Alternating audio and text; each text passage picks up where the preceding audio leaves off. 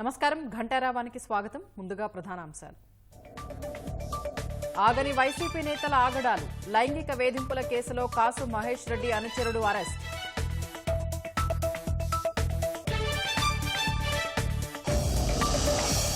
అనంతపురం జిల్లా చంద్రగిరిలో బీజేపీ కార్యకర్త దారుణ హత్య. పాత కక్షలే కారణమన్న పోలీసులు.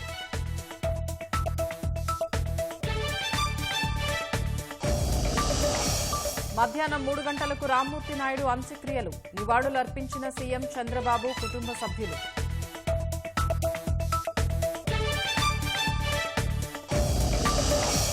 హైపర్సోనిక్ క్షిపణిని విజయవంతంగా పరీక్షించిన డీఆర్డీఓ. అత్యాధునిక మిలిటరీ టెక్నాలజీ సాధించిన దేశాల జాబితాలోకి భారత్. ఫిలిప్పీన్స్ లో పెపిటో తుపాను భీభత్సం. ఇళ్లు నేలమట్టం. చెట్లు నేల కొరిగి నిలిచిన విద్యుత్ సరఫరా.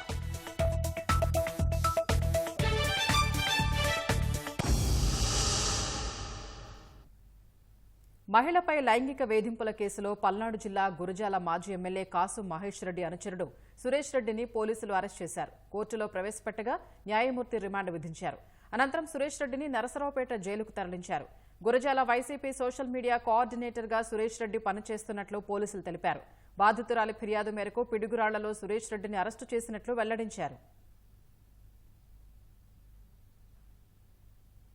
వర్రా రవీందర్ రెడ్డి కేసులో పలువురు వైసీపీ సోషల్ మీడియా కార్యకర్తలకు పోలీసులు 41A నోటీసులు జారీ చేయడం ఆ పార్టీలో గుబులు రేపింది. వర్రా పెట్టిన అసభ్యకరమైన పోస్టులతో సంబంధం ఉన్న వారందరికీ నోటీసులు ఇచ్చి విచారణకు పిలవడంతో అంతా అజ్ఞాతంలోకి వెళ్లిపోయారు. ఇదే కేసులో అవినాష్ రెడ్డి పిఏ రాఘవరెడ్డిపై సెర్చ్ వారెంట్ జారీ చేశారు.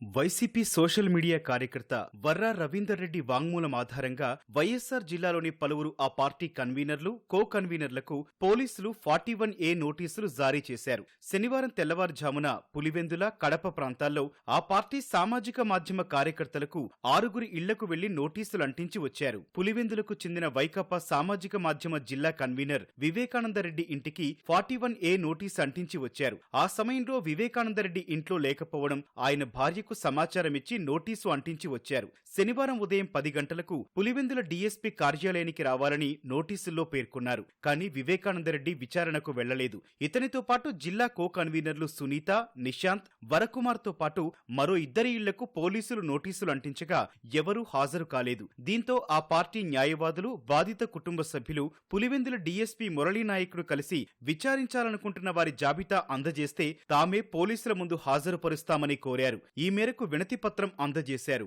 వివేకానంద రెడ్డి అనే వ్యక్తి భార్య నాతో పాటుగా పులివెందుల డీఎస్పీ గారిని కలవడం జరిగింది. భర్త ప్రస్తుతం ఊర్లో లేడు, అందుబాటులో లేడు. ఒక వారం 10 రోజులు మాకు గడువు ఇస్తే నేనే తెచ్చి మా లాయర్ ద్వారా హాజరు పెడతాను, కాబట్టి మాకు ఒక 10 days టైం ఇవ్వాల్సిందిగా ఆమె ఒక రిప్రజెంటేషన్ ఇవ్వడం జరిగింది. 41A నోటీసుల మీద ఎవరికైతే ఇష్యూ చేస్తున్నారో వారికి లిస్ట్ ఇవ్వండి, అందరినీ కూడా హాజరు పెడతాము. నేను కూడా ఒక యాజ్ అడ్వకేట్ గా ఒక రిప్రజెంటేషన్ ఇవ్వడం జరిగింది. పబ్లిక్ ప్రాసిక్యూటర్లను అడ్వైజ్ తీసుకుని దాని మీద 2 రోజుల్లో పూర్తి స్థాయిలో మీకు. ముఖ్యమంత్రి చంద్రబాబు సోదరుడు రామ్మూర్తి నాయుడు అంత్యక్రియలు నేడు స్వగ్రామం నారావారిపల్లెలో జరగనున్నాయి. మధ్యాహ్నం 3 గంటల తర్వాత అంత్యక్రియలు నిర్వహించనున్నారు. తల్లిదండ్రులు అమ్మన్నమ్మ, ఖర్జూరు నాయుడు సమాధుల పక్కనే రామ్మూర్తి అంతిమ సంస్కారాలు నిర్వహిస్తారని కుటుంబ సభ్యులు తెలిపారు. రామ్మూర్తి భౌతిక కాయానికి మహారాష్ట్ర గవర్నర్ రాధాకృష్ణ నివాళులర్పించారు. ముఖ్యమంత్రి చంద్రబాబు, భువనేశ్వరి, నారా లోకేష్ సహా ఇతర కుటుంబ సభ్యులు నారావారిపల్లెకు చేరుకున్నారు. టీడీపీ ప్రజాప్రతినిధులు, నాయకులు, కార్యకర్తలు, సినీ నటుడు మోహన్ బాబు, నిర్మాత ఎన్వీ ప్రసాద్ రామ్మూర్తి భౌతిక కాయానికి అంజలి ఘటించారు. రామ్మూర్తి కుటుంబ సభ్యులను పరామర్శించారు. అంతకుముందు రేణిగుంట విమానాశ్రయంలో ముఖ్యమంత్రికి టీడీపీ ప్రజాప్రతినిధులు, అధికారులు స్వాగతం పలికారు.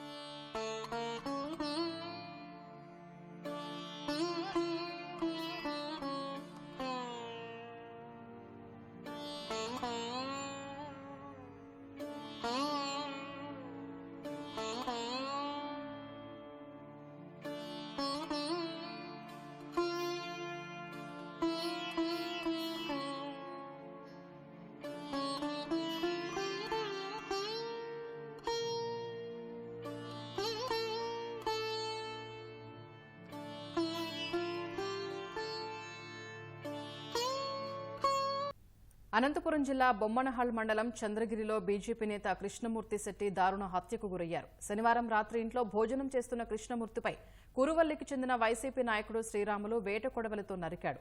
తీవ్ర గాయాలైన కృష్ణమూర్తిని బళ్ళారి నిమ్స్ ఆసుపత్రికి తరలించగా చికిత్స పొందుతూ ఈ తెల్లవారుజామున చనిపోయారు. కృష్ణమూర్తిని నరికిన తర్వాత శ్రీరాములు కొడవలితో సహా పోలీస్ స్టేషన్లో లొంగిపోయాడు.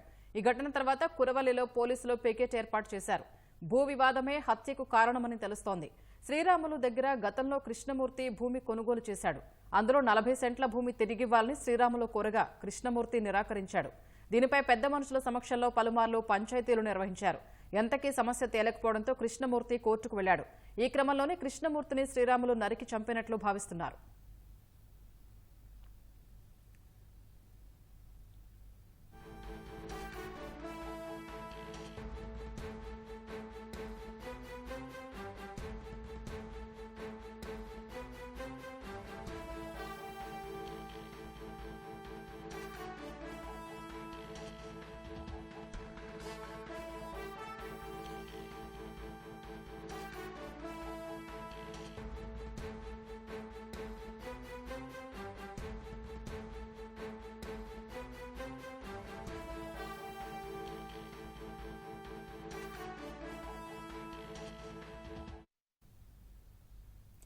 తాజాంశం చూస్తున్నాం. గుంటూరు మేయర్ మనోహర్ నాయుడుపై కేసు నమోదైంది. మరింత సమాచారం మా ప్రతినిధి ఎస్పీ చంద్రశేఖర్ అడిగి తెలుసుకుందాం. చంద్రశేఖర్, కేసు నమోదుకు గల కారణాలేంటి?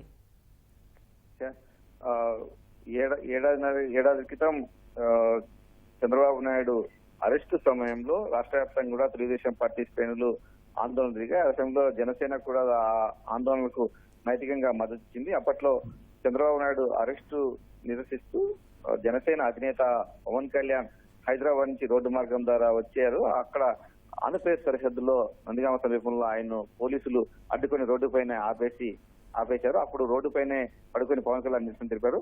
ఆ మరుసటి రోజే ఈ రాష్ట్ర వ్యాప్తంగా కూడా తెలుగుదేశం పార్టీ శ్రేణులు, జనసేన శ్రేణులు దానిపైన ఆందోళన నిర్వహించారు. చంద్రబాబు నాయుడు అక్రమ అరెస్టు నిరసిస్తూ ఆ సమయంలో గుంటూరులో కూడా 2 పార్టీలకు సంబంధించినటువంటి శ్రేణులందరూ కూడా బంద్ పాటించాయి. ఆ నిరసన కార్యక్రమాలు పాల్గొన్నారు. ఆ సందర్భంగా మేయర్ కాబట్టి మనోహర్ నాయుడు దురుసుగా ప్రవర్తించారు.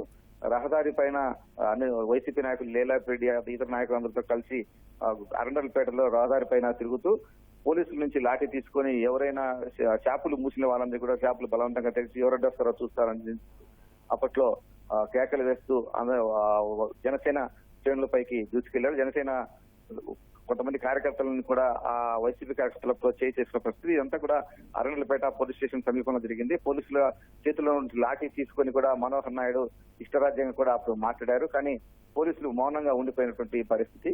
ఆ సందర్భంగానే పవన్ కళ్యాణ్ పైన కాబట్టి మనోహర్ నాయుడు తీవ్ర వ్యాఖ్యలు కూడా చేశారు. మీడియాతో మాట్లాడుతూ చంద్రబాబు నాయుడు కొడుకే నెలకు మౌనంగా అరెస్ట్ విషయంలో మౌనంగా ఉంటే నీకెందుకు అని చెప్పేసి దత్తపుత్రుడు అనేటువంటి జగన్ అయితే చెప్తుంటారో అదే కోణంలో పవన్ కళ్యాణ్ ను దుర్దిశపూర్వకంగా ఉద్దేశించి కాబట్టి మనోహర్ నాయుడు మాట్లాడారు.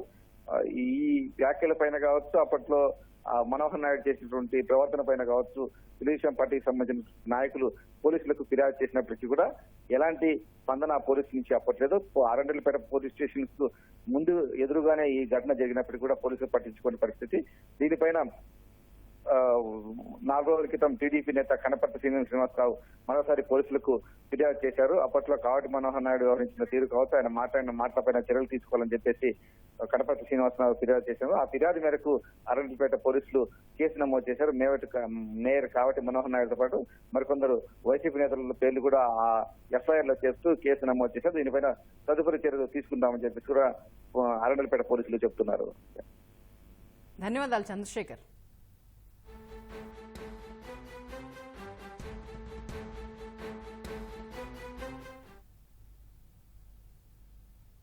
రహదారుల మరమ్మతులపై కూటమి ప్రభుత్వం ప్రత్యేక చొరవ చూపుతోంది. వైసీపీ పాలనలో 5 ఏళ్లలో గాలికి వదిలేసిన రోడ్లను బాగు చేయడంపై దృష్టి సారించింది. రాష్ట్ర రహదారులు, గ్రామీణ రోడ్లతో పాటు నగరాల్లోని అంతర్గత రోడ్లకు యుద్ధ ప్రాతిపదికన మరమ్మతులు చేపట్టారు. విజయవాడలో దెబ్బతిన్న రోడ్లను బాగు చేసేందుకు ప్రణాళికలు అమలు చేస్తున్నారు. వైసీపీ 5 ఏళ్ల పాలనలో అడుగు బయట పెట్టాలంటే ఆలోచించాల్సిన పరిస్థితులు తెచ్చారు. బయటకు వెళ్లిన మనిషి క్షేమంగా ఇంటికి తిరిగొస్తాడన్న నమ్మకం లేకుండా చేశారు. దెబ్బతిన్న రహదారులతో నిత్యం రోడ్డు ప్రమాదాలతో పదుల సంఖ్యలో ప్రాణాలు కోల్పోయారు. గుంతలు తేలిన రోడ్లతో వాహనదారులు నరకం చూశారు. 5 ఏళ్ల పాటు కనీస మరమ్మతులకు నోచుకోక భారీ గుంతలు ఏర్పడ్డాయి. నిత్యం రద్దీగా ఉండే విజయవాడ నగరంలోని అంతర్గత రోడ్లను బాగు చేయలేదు. ప్రస్తుతం కూటమి ప్రభుత్వం రహదారుల మరమ్మతులపై ప్రత్యేక దృష్టి సారించింది.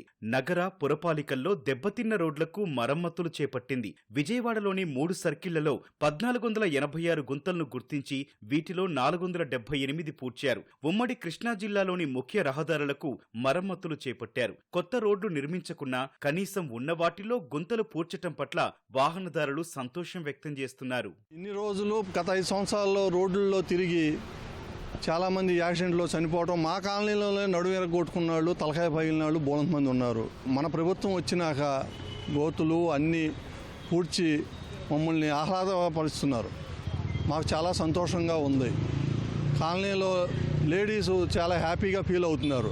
ప్రతి ఓటరు గత ప్రభుత్వం తర్వాత వచ్చిన ప్రభుత్వాన్ని చాలా హర్షిస్తున్నారు.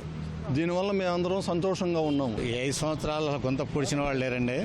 ఇప్పుడు చంద్రబాబు నాయుడు గారు వచ్చిన నెలకే ఆ గుంటలన్నీ పూడ్చి చక్కగా డ్రైనేజీలు కానీ మొన్నటిదాకా ఒక 2 ఏళ్ల పాటు అసలు వాటర్ కాడే లేదు కాదు.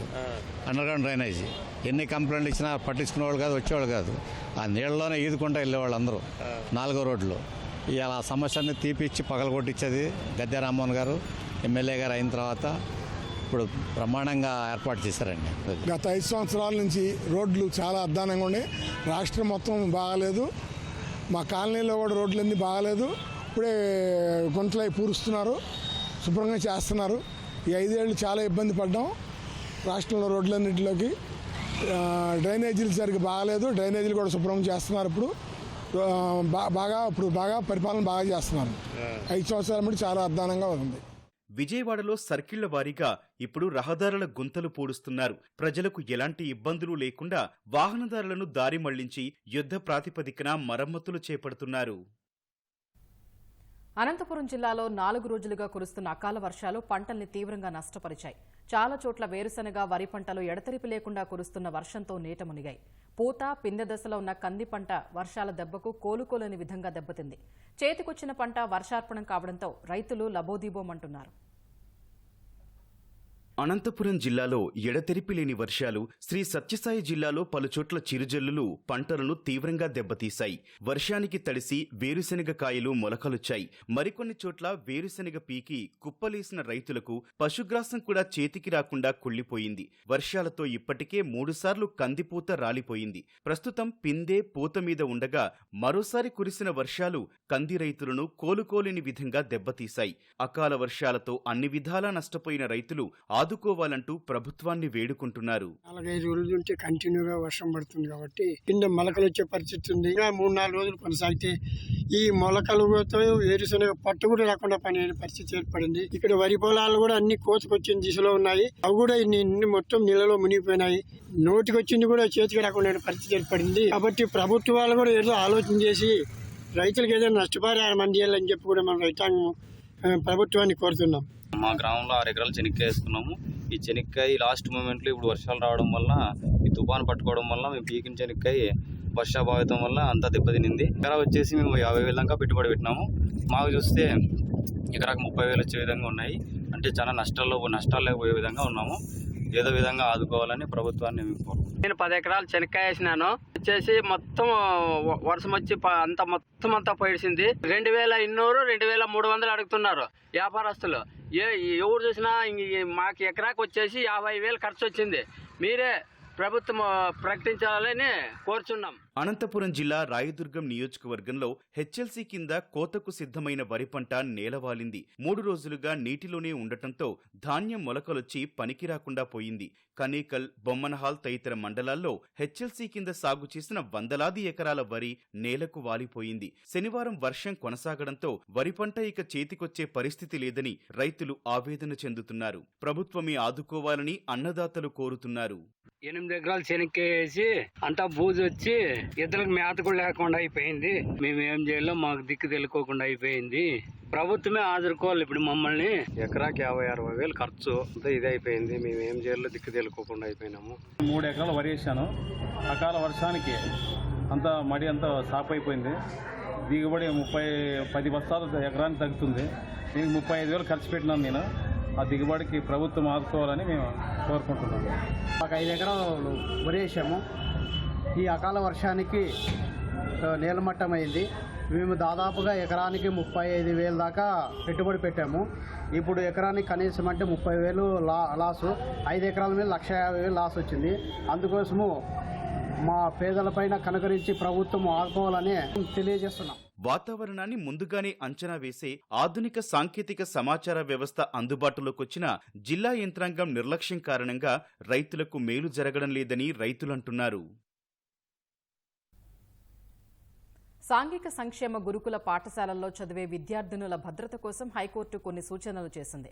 ఈ మేరకు సమగ్ర మార్గదర్శకాలు రూపొందించాలని మహిళా శిశు సంక్షేమ శాఖను ఆదేశించింది. బాలికల భద్రత కోసం తీసుకునే చర్యల్ని నిరంతరం పర్యవేక్షించాలని హైకోర్టు న్యాయమూర్తి జస్టిస్ ఎన్ హరినాథ్ ఇటీవల తీర్పు వెలువరించారు. తీర్పు ప్రతిని మహిళా శిశు సంక్షేమ శాఖకు పంపాలని హైకోర్టు రిజిస్ట్రీని ఆదేశించారు.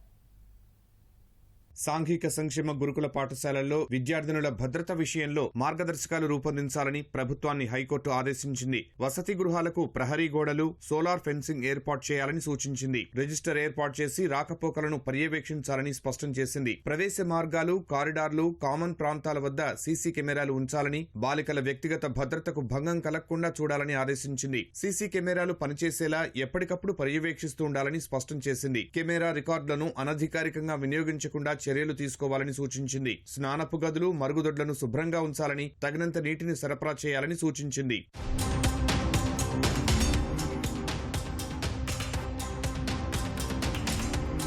సాంఘిక సంక్షేమ పాఠశాలల్లో పనిచేసే సిబ్బంది పూర్వ నేపథ్యాన్ని పరిశీలించాలని, విద్యార్థుల భద్రత విషయంలో సిబ్బందికి అవగాహన తరగతులు నిర్వహించాలని హైకోర్టు ఆదేశించింది. విద్యార్థినులతో గౌరవంగా మెలిగేలా, వేధింపులకు, దుష్ప్రవర్తనకు తావు లేకుండా సిబ్బంది విషయంలో ప్రవర్తన నియమావళిని రూపొందించాలని నిర్దేశించింది. ఈ నియమావళిని అందరికీ కనిపించేలా ప్రదర్శించాలని తెలిపింది. విద్యార్థినులు హాస్టల్ వాతావరణానికి అలవాటు పడేలా, వ్యక్తిగత సమస్యల నుంచి బయటపడేందుకు మానసిక ఆరోగ్య నిపుణులను అందుబాటులో ఉంచాలని పేర్కొంది. పోక్సో చట్టం ప్రకారం నిందితులకు విధించే శిక్షలు, జరిమానాలను స్థానిక భాషలో ప్రదర్శించాలని సూచించింది. ఎలాంటి భయాందోళనకు తావు లేకుండా బాలలు ధైర్యంగా ఫిర్యాదు చేసేందుకు ఒక వ్యవస్థను ఏర్పాటు చేయాలని తెలిపింది. పిల్లల నుంచి అందిన ఫిర్యాదులను నిబద్ధతతో పరిశీలించి తక్షణం చర్యలు తీసుకునే అధికారులను ఆ వ్యవస్థలో నియమించాలని పేర్కొంది. బాలికలకు అండగా నిలిచేందుకు తల్లిదండ్రులు, స్థానిక అధికారులు, విద్యా సంస్థల నిర్వాహకులతో ఒక వ్యవస్థను రూపొందించాలని కోర్టు ఆదేశించింది.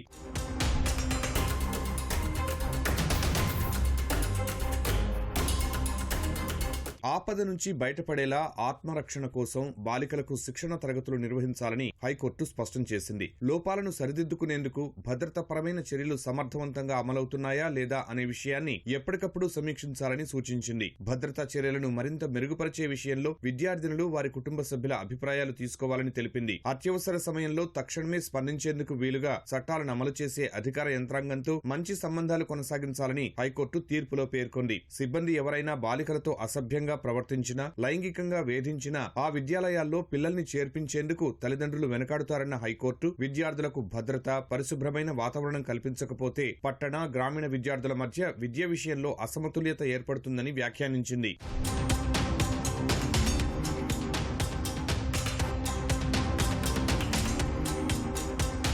అనంతపురం జిల్లా నరపల మండలం బి పప్పూరుకు చెందిన కె శంకరయ్య గుత్తి సాంఘిక సంక్షేమ గురుకుల పాఠశాలలో 1986లో వంట మనిషిగా చేరి వాచ్మెన్ గా విధులు నిర్వహించేవారు. వసతి గృహంలో 2011 జులై 20న ఓ బాలిక చేయి పట్టుకుని అసభ్యకరంగా ప్రవర్తించారు. బాలిక ఈ విషయాన్ని తల్లిదండ్రులకు చెప్పింది. వ్యవహారం ప్రిన్సిపాల్ వద్దకు చేరడంతో శంకరయ్యను సర్వీస్ నుంచి తొలగించారు. ఆయన 2014లో హైకోర్టులో వ్యాజ్యం వేశారు. ఇటీవల జరిగిన విచారణలో వాదనలు విన్న న్యాయమూర్తి పిటిషనర్ తీవ్ర దుష్ప్రవర్తనకు పాల్పడ్డారని తేల్చారు. శంకరయ్యను సర్వీస్ నుంచి తొలగించడం సబబేనన్నారు. ఘటన జరిగి 13 ఏళ్లు గడిచినా సాంఘిక సంక్షేమ గురుకుల పాఠశాలలు, వసతి గృహాల్లో ఎలాంటి మార్పు రాలేదని ఆక్షేపించారు. బాలికల రక్షణ విషయంలో సమగ్ర మార్గదర్శకాలు రూపొందించాల్సిన సమయం వచ్చిందన్నారు. సమగ్ర మార్గదర్శకాల రూపకల్పనలో బాలల హక్కుల రక్షణ జాతీయ కమిషన్, ఏపీ మహిళా శిశు సంక్షేమ శాఖ, బాలికల హక్కుల రక్షణ కోసం పోరాటం చేస్తున్న ఎన్జీఓలను భాగస్వాములను చేయాలని ప్రభుత్వానికి హైకోర్టు స్పష్టం చేసింది.